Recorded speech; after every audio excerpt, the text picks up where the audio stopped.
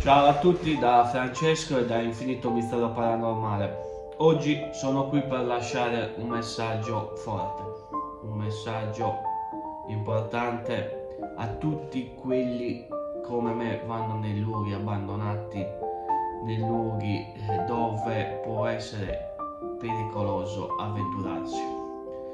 Infatti sono qua perché il giorno di Pasquetta alle 19:30 due ragazzi sono venuti a mancare perché un casolare gli è crollato addosso. Avevano solo 13 e 15 anni.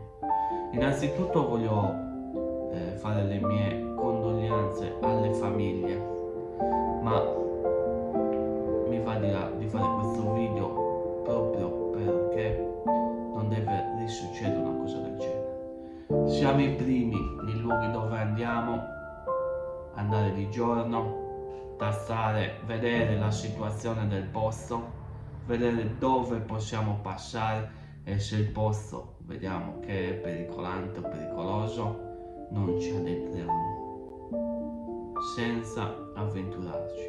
Quindi a chi fa urbex, a chi fa le indagini come noi, state attenti, perché il pericolo è imminente.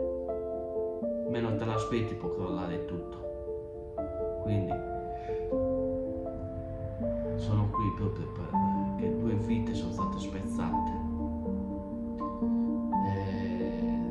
Vi faccio le mie condoglianze alla famiglia. E questo è un messaggio importante, forte, per il dolore di una comunità che si trova proprio qui in Sardegna. Vicinanza alle famiglie, anche come associazione, e vicinanza